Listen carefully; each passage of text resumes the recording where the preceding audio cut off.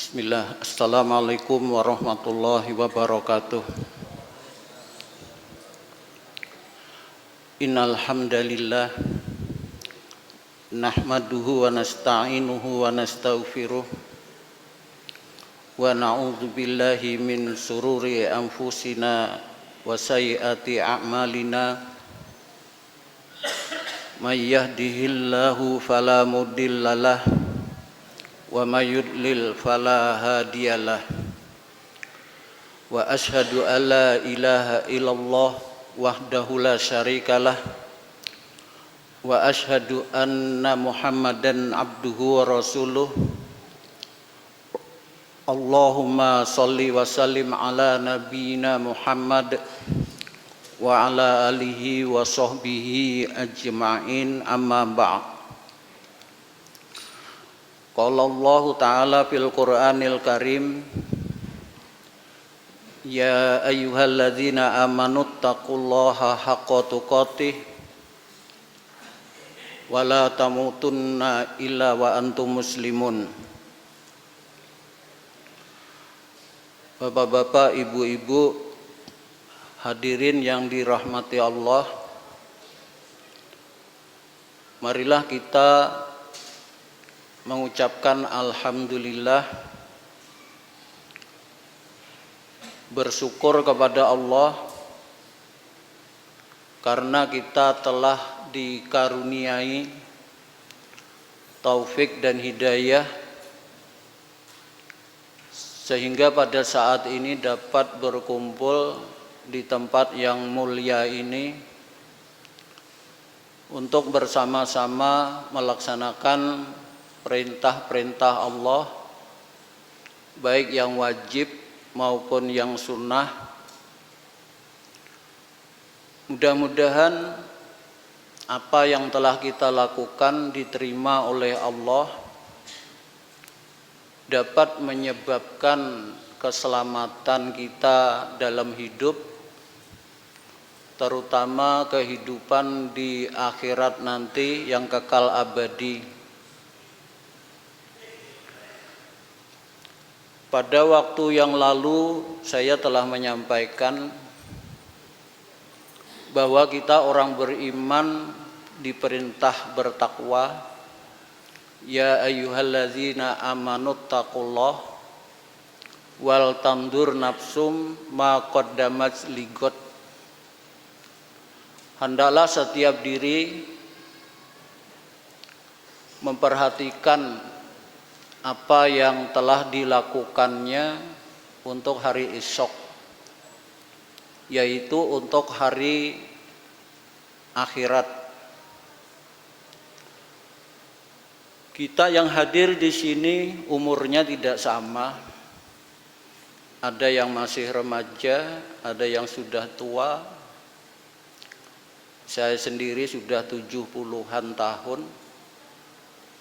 Dan apa yang terjadi, apa yang saya alami 50 tahun yang lalu masih terbayang pada ingatan, seakan-akan baru saja terjadi. Kesimpulannya, kita semua dalam mengarungi usia yang tersisa cuma dua. Yang pertama adalah amal kebajikan yang nanti pasti kita akan mendapatkan balasannya. Faman ya'mal misqala dzarratin khairan yarah. Walaupun amal kebajikan itu sebesar biji jarrah. Kadang-kadang diartikan sebesar biji sawi. Demikian juga sebaliknya, di antara amal dalam kehidupan kita itu juga ada amal yang buruk. Wa may ya'mal misqala dzarratin syarran yarah.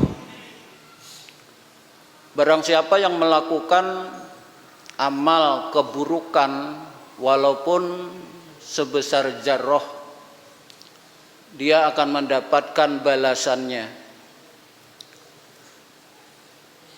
Jadi oleh karena itu, dalam kesempatan ini saya ingin mengajak agar kita dalam memasuki kehidupan akhirat bersama-sama bisa selamat.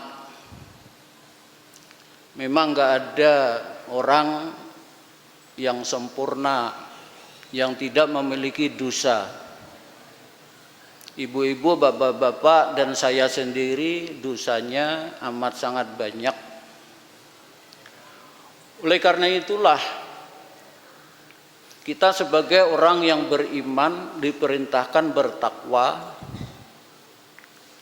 Kemudian di dalam ayat Al-Quran diperintahkan kepada kita untuk bersegera dalam hal mendapatkan ampunan dari Allah. Wasari'u ila maghfiratim mir rabbikum, bersegera untuk mendapatkan ampunan dari Tuhanmu. Wa jannatin arduhas samawati wal ard, dan bersegera untuk mendapatkan surga yang luasnya seluas langit dan bumi. Untuk mendapatkan ampunan dan untuk mendapatkan surga, maka disitulah kita harus punya ilmu, sehingga nantinya dalam hidup kita dapat mengilmui apa yang kita ucapkan dan mengilmui apa yang kita amalkan. Ternyata banyak hal-hal yang menyebabkan kita mendapatkan ampunan dari Allah, walaupun dosa kita setinggi langit, sepenuh bumi. Bahkan Allah sayang kepada orang yang bertaubat, selalu beristighfar, walaupun kemudian dia melakukan dosa kembali. Dan Allah lebih sayang kepada seorang hamba yang bertaubat, beristighfar, melebihi sayangnya seorang ibu yang kehilangan anak, bayinya, kemudian ketemu, dia peluk. Rasulullah bertanya kepada para sahabat, bagaimana pendapat kalian? Apakah ibu itu tega melempar anaknya ke dalam api? Para sahabat menjawab, tidak mungkin ya Rasulullah. Kemudian kata Rasulullah, kasih sayang Allah kepada hamba melebihi ibu tersebut. Alhamdulillah, Rabb kita Allah penuh dengan kasih sayang, penuh dengan rahmat.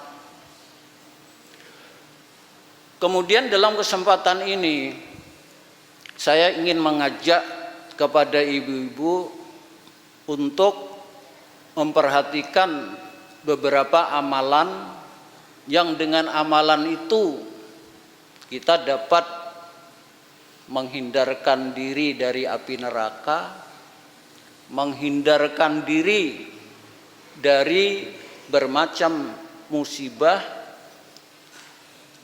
dapat memperoleh ampunan dari Allah bagaimanapun besarnya dosa yang telah kita lakukan. Dalam agama kita memang banyak amalan-amalan yang apabila diamalkan dengan ikhlas menyebabkan hal yang seperti itu. Tapi dalam kesempatan ini saya ingin mengajak kepada ibu-ibu untuk meningkatkan keyakinan terhadap perintah Allah agar supaya kita rajin bersedekah. Kita lahir sama-sama telanjang, gak bawa uang, gak berpakaian, gak ada yang pakai gelang emas, sama, semua telanjang. Kemudian Allah telah memberi rezeki kepada kita, menjamin apa yang menjadi keperluan kita di dalam hidup. Kemudian Allah berfirman dalam surah An-Nur ayat 33, wa atuhum mimma lillahilladzi atakum, wa atuhum, berikan kepada mereka. Apa yang diberikan? Mimma lillahilladzi atakum, harta Allah, sebagian dari harta Allah yang telah diberikan kepada kamu.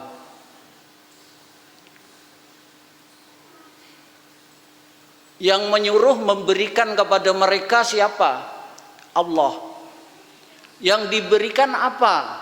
Sebagian harta Allah yang telah diberikan kepada kamu. Walaupun nantinya secara terperinci ada yang wajib, ada yang sunnah. Sebagai gambaran, kita bahuma, tanah tempat kita menanam milik Allah. Padi yang kita tanam milik Allah. Air untuk mengairi, air pemberian Allah. Begitu kita tanam, padi tadi tumbuh. Yang menumbuhkan bukan petani, yang menumbuhkan adalah Allah. Kemudian dari batangnya tumbuh tangkai, yang mengatur adalah Allah. Ada daunnya, setiap tangkai ada 7 tangkai. Kemudian kita mengatam. Jadi dengan pemikiran tadi yang kita tahu, semua ini adalah karunia dari Allah.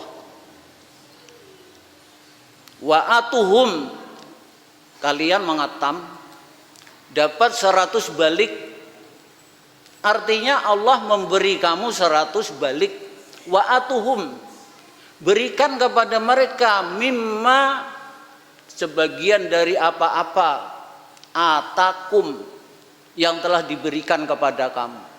Sebagian di sini nggak banyak, cuma 1/10, yaitu 10 balik dari 100 berikan kepada mereka, dan ini yang wajib. Selain itu nantinya ada yang sunnah. Allah berfirman, wa anfiqu mimma ja'alakum mustahlafina fih, dan berikanlah sebagian dari apa-apa yang telah menjadikan kamu sebagai penguasanya. Artinya apa? Rizki yang telah kita usahakan, ini adalah karunia Allah, dan ini adalah kita diberi kekuasaan sebagai penguasa, mustahlafina fih. Tapi ingat, di dalamnya ada perintah untuk bersedekah sebagian daripada itu. Wa mimma razaqnahum yunfikun,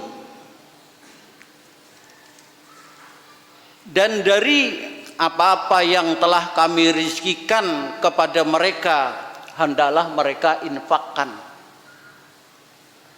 Perintah sekaligus memperingatkan kita bahwa yang kita miliki itu adalah karunia dari Allah. Kemudian di dalam ayat lain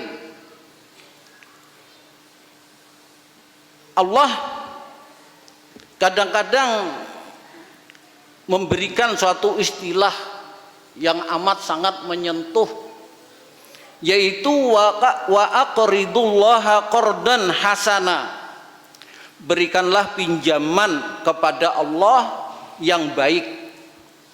Coba bayangkan, Allah memberi kita rizki, kita terima. Kemudian Allah memerintahkan, berikanlah pinjaman kepada Allah, pinjaman yang baik. Jadi kalau kita menyedekahkan sesuatu, itu artinya kita telah meminjamkan sesuatu itu kepada Allah. Maka yang diinginkan oleh firman Allah itu adalah manusia saja kalau berhutang wajib membayar, apalagi Allah.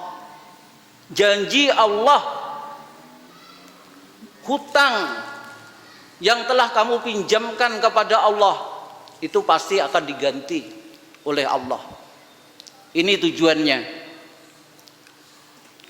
Allah meminta hutang, sementara semua yang ada pada kita adalah milik Allah.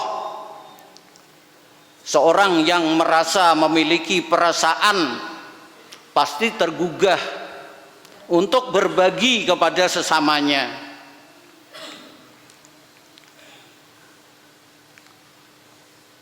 Bahkan di ayat lain Allah menyebutkan, man dzalladzi yuqridullaha qardan hasana fayudha'ifahu lahu at'afan katsirah. Barang siapa yang meminjami Allah dengan pinjaman yang baik, maka Allah melipat gandakan ganti kepadanya dengan yang lebih banyak.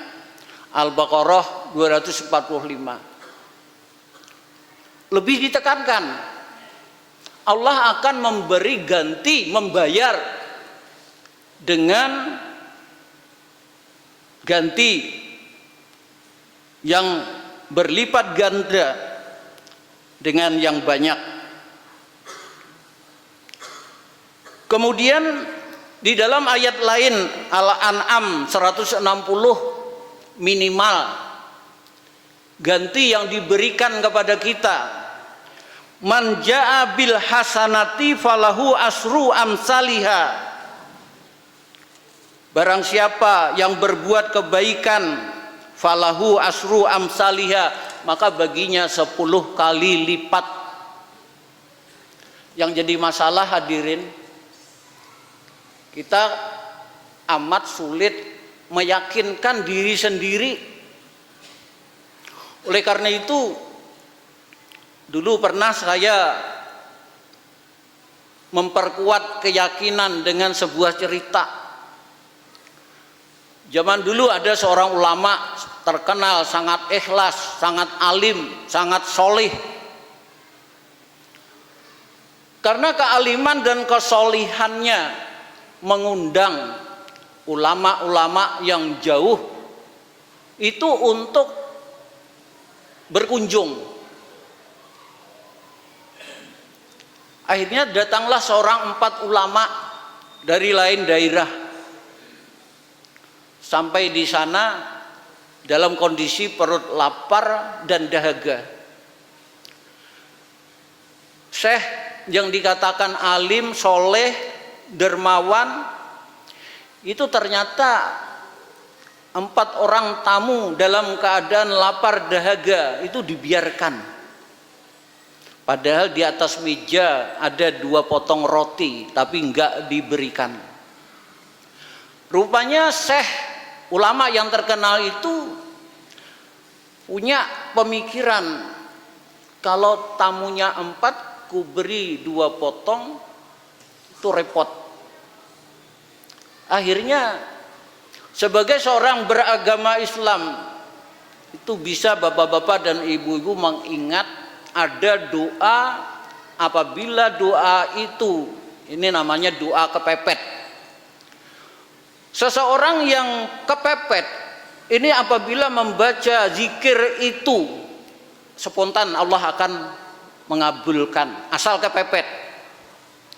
Syekh ulama yang dikunjungi tadi karena punya ilmu sebagai seorang Islam bahwa menjamu tamu hukumnya wajib, tapi yang dijulung untuk memberi makan tamu tidak ada. Akhirnya dibacanya doa itu. La ilaha illallahul azimul halim. La ilaha illallahu rabbul arsyil azim.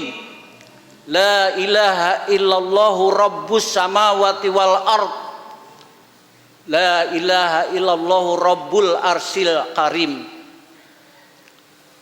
Datanglah pengemis minta sedekah. 2 hari enggak makan. Roti 2 potong tadi diambil dikasihkan kepada pengemis. 4 orang tamu makin bingung. Kok rotinya malah diberikan kepada pengemis? Setelah pengemis pergi, rupanya Syekh tadi mengambil asbab yang dapat mendatangkan rizki. Hadirin, dalam agama kita Islam itu ada beberapa asbab, sebab yang apabila sebab itu dilakukan dengan ikhlas, maka perbuatan atau amalan yang berbentuk zikir itu bisa mendatangkan rizki. Setelah pengemis pergi, kemudian datanglah seseorang. Assalamualaikum Syekh, ada titipan hadiah dari si Fulan. Apa itu? Roti. Berapa? 18.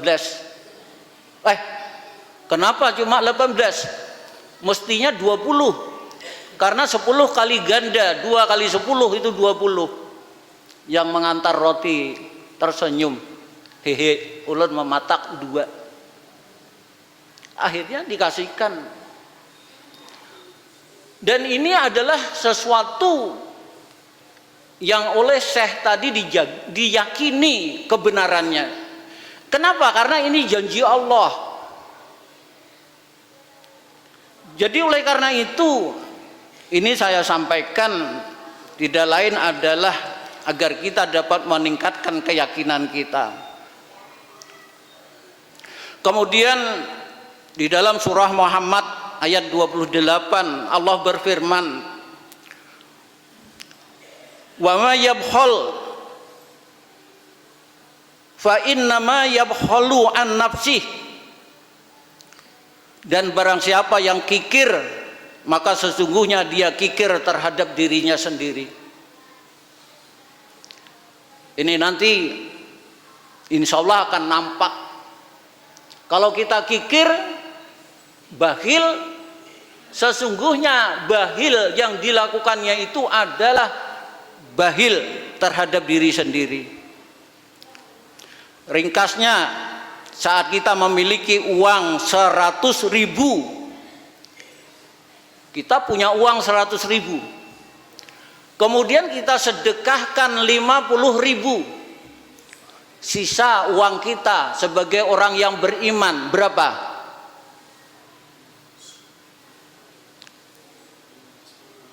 Kalau orang itu mata duitan, seorang yang memandang cuma pemandangan dunia, itu akan menjawab sisanya tinggal 50.000. Tetapi bagi seorang yang beriman, punya 100.000, disedekahkan 50.000, 50.000 ini kali 10 menjadi 500.000 ditambah 50.000, dan 50.000 sisanya, sisa dari 100.000 itu belum pasti menjadi milik kita.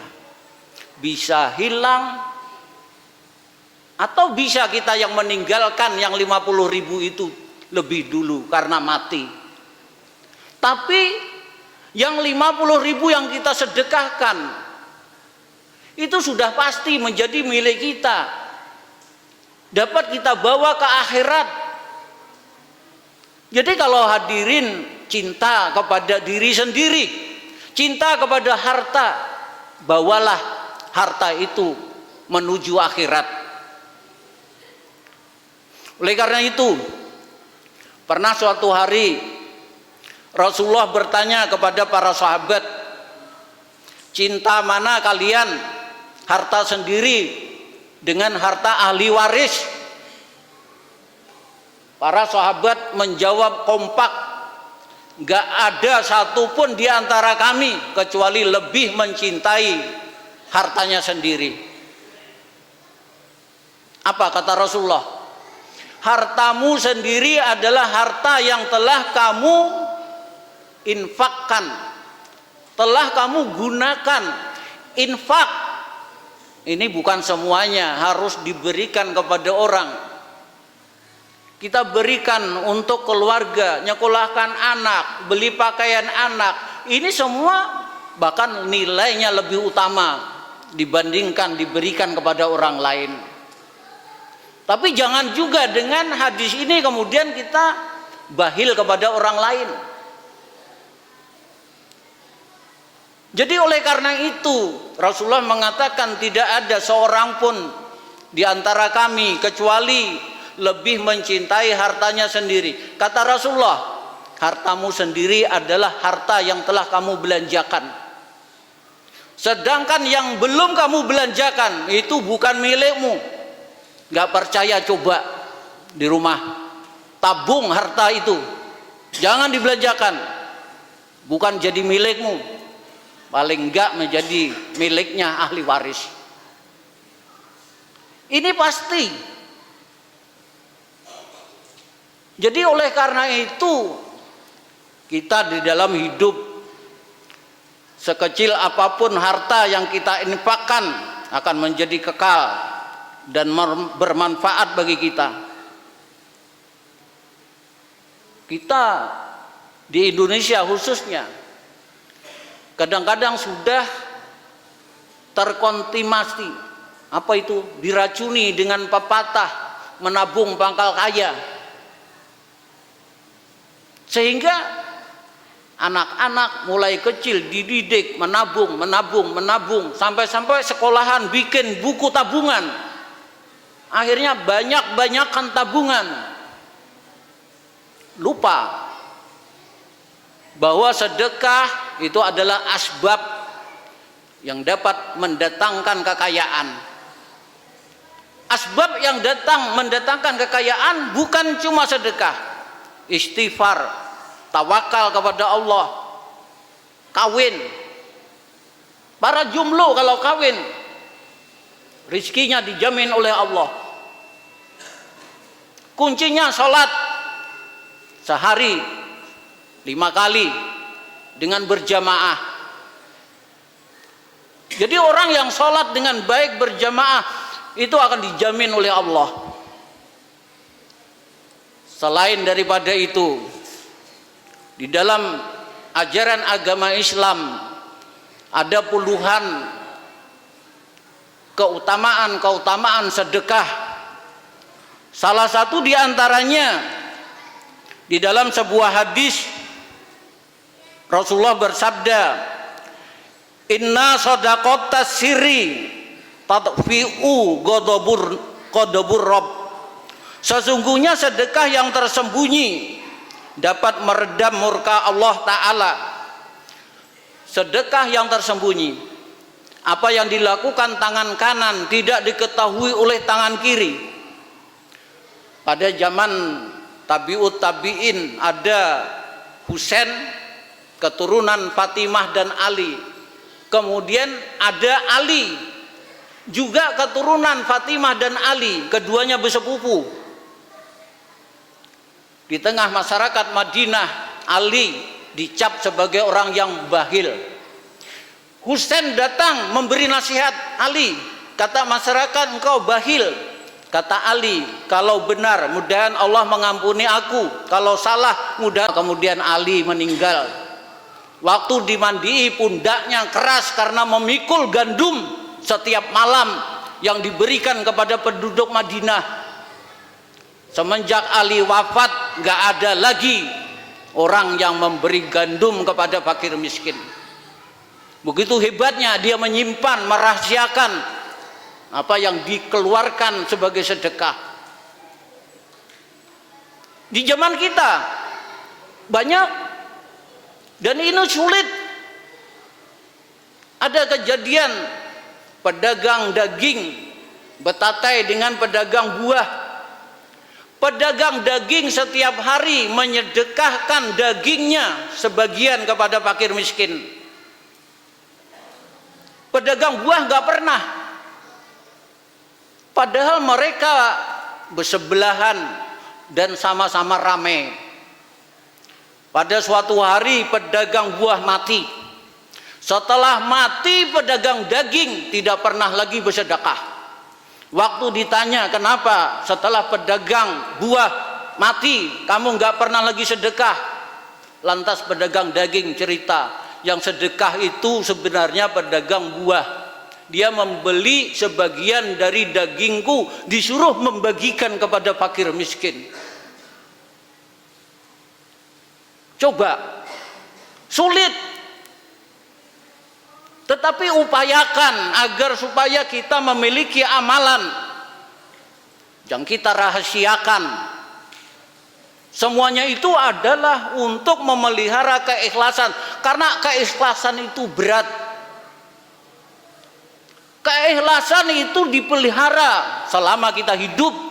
Kalau sesudah mati ada orang yang mengatakan kita ini selalu bersedekah, itu lain masalah. Kenapa jadi berat? Kalau diantara kalian umpamanya ada yang ngasih seseorang baju, 5 tahun kemudian orang yang dikasih baju itu kadang-kadang berani melawan kita. Akhirnya dia nggak tahan, ikamnya baharat, baju nang ikam pakai itu aku memberi-beri. Akhirnya sedekah yang dilakukannya rusak. Memang berat. Kalau begitu apakah sedekah dengan terang-terangan nggak boleh? Boleh.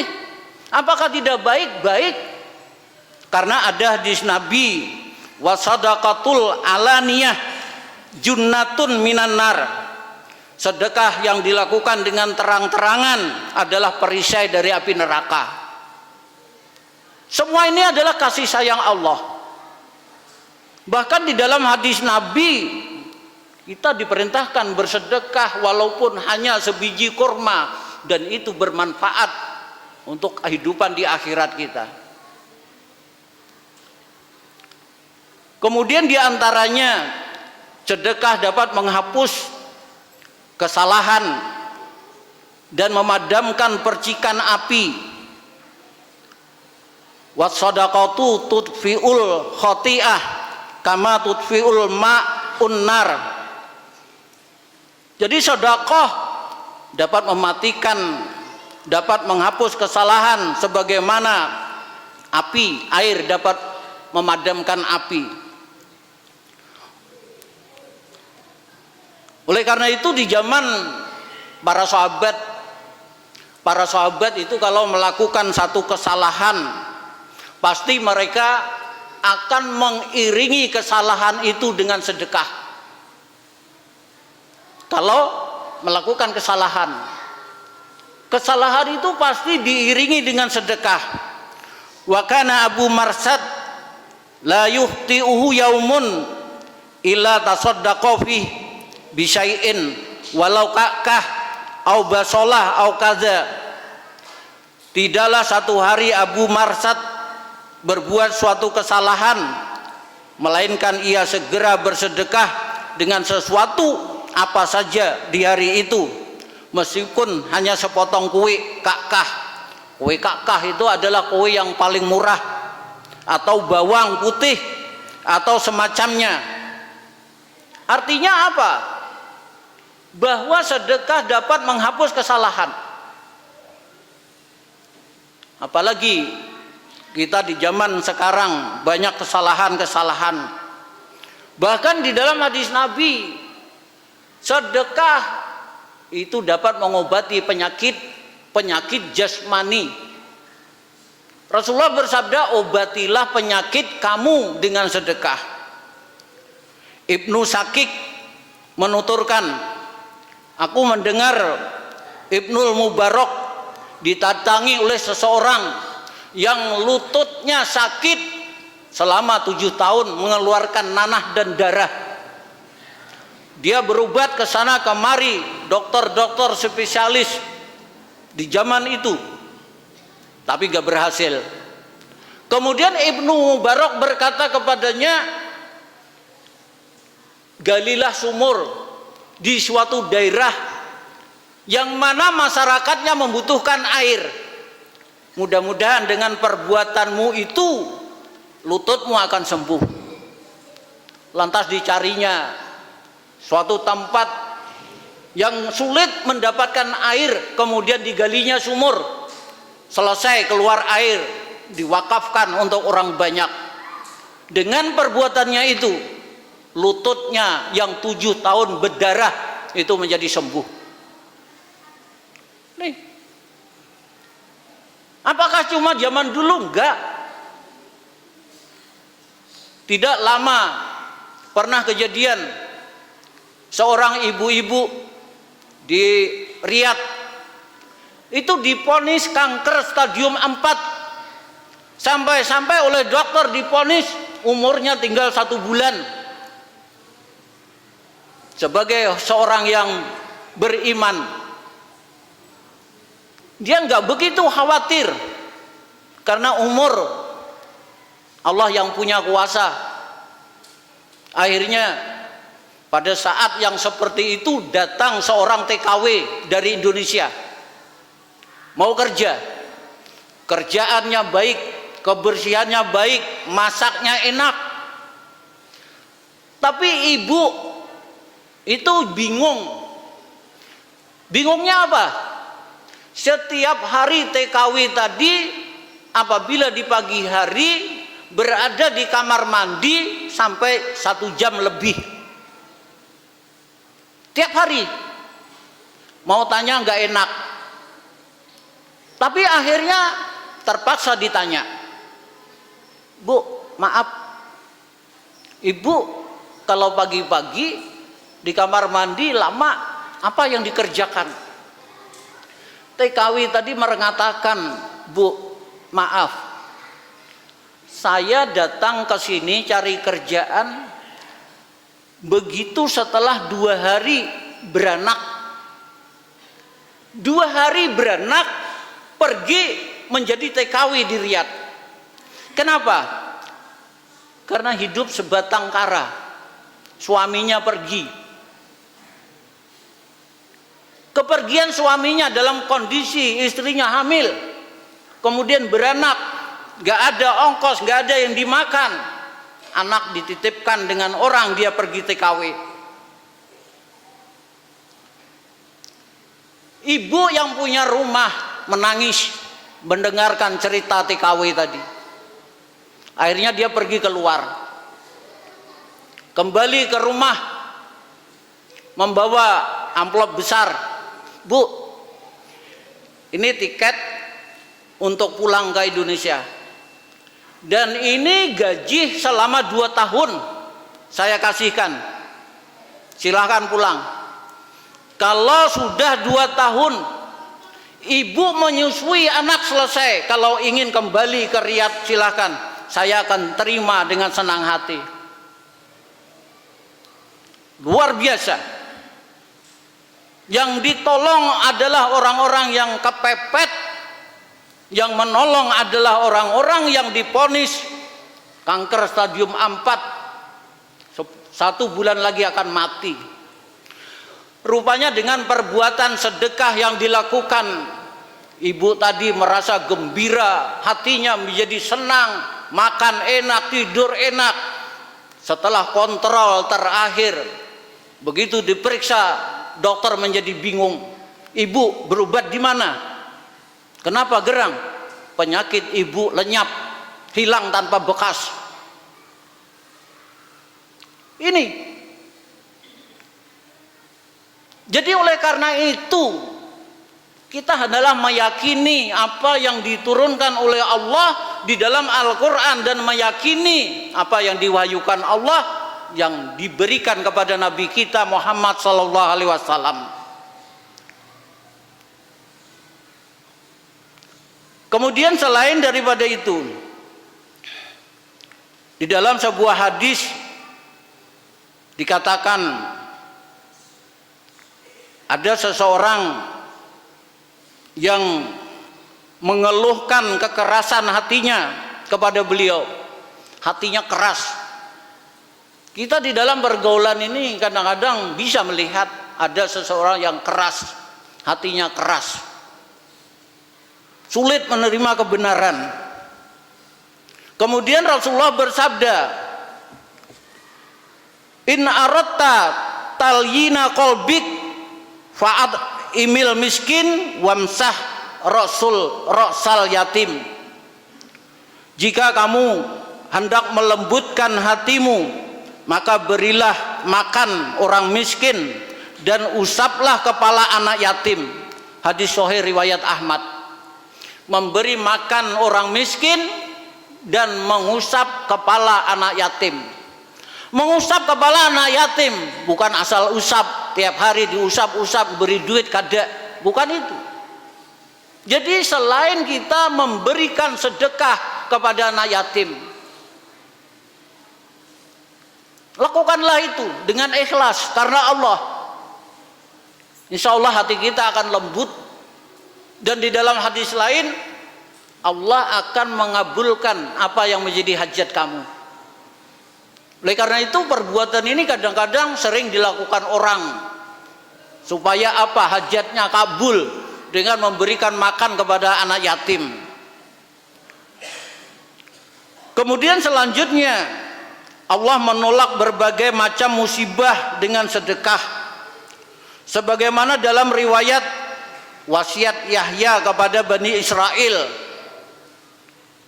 Allah memerintahkan kepada kalian bersedekah.